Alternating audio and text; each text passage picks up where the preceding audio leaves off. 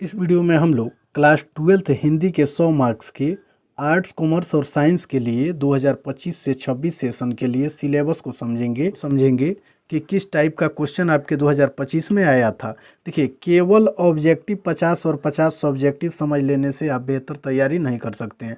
जितना ही सिलेबस को गहराई से समझेंगे उतना ही अच्छा मार्क्स आप एग्जाम में ला पाएंगे। ठीक है, तो 50 ऑब्जेक्टिव आपको बनाना होता है।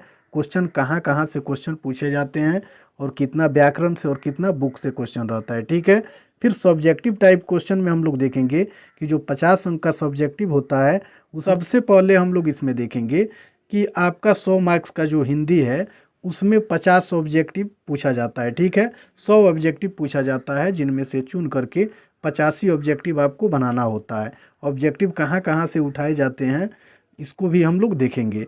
और फिर 2 नंबर में सब्जेक्टिव आता है खंड ब में, जिसमें विषयनिष्ठ प्रश्न होते हैं, ये भी 50 अंक का होता है। और 2025 के जो क्वेश्चन पेपर है उसी के अकॉर्डिंग इसको हम तैयार किए हैं कि कितना कितना क्वेश्चन कहाँ से आया था। तो इसको आप लोग एक बार ज़रूर समझ जाइए। ठीक है, और हिंदी का जो क्लास लेंगे बिल्कुल सरल भाषा में लेंगे। आपको वीडियो देखने से ही सारे के सारे क्वेश्चन कंप्लीट हो जाएंगे।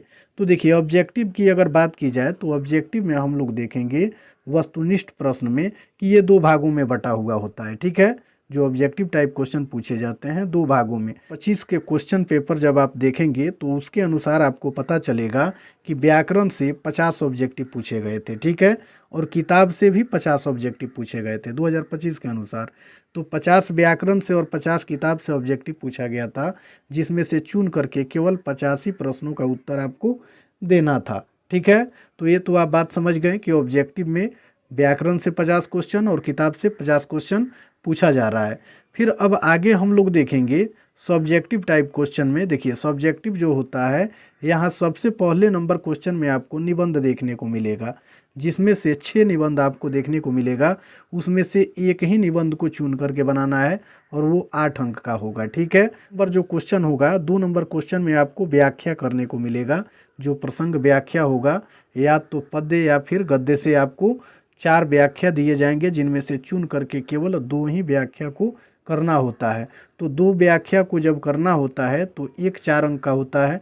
तो 2 जब व्याख्या कीजिएगा तो कितना अंक मिलेगा? 8 अंक इसके लिए आपको मिल जाएगा।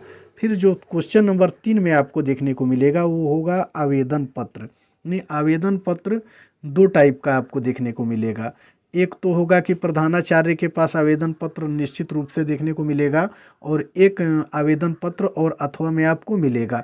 तो जिसमें से चुन करके एक ही आवेदन पत्र को बनाना होगा और वह 5 अंक का होगा। ठीक है, फिर 4 नंबर जो प्रश्न होगा उसमें आपको प्रश्न और उत्तर लिखना होगा। ठीक है, जिसमें लघु उत्तरीय क्वेश्चन आपको दिए जाएंगे।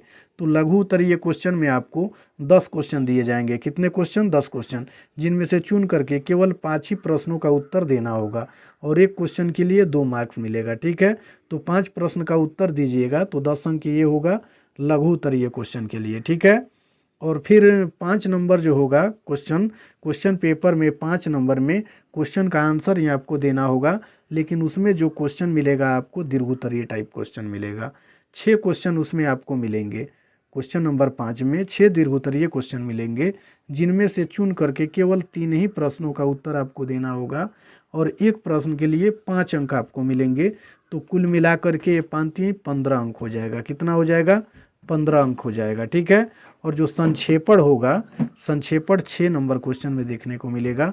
इसके लिए आपको 4 अंक मिलेंगे। तो कुल मिलाकर ये 50 नंबर सब्जेक्टिव का इस तरह से बंटवारा किया गया है। ठीक है, और इसी टाइप से क्वेश्चन आपको एग्जाम में देखने को भी मिलेगा।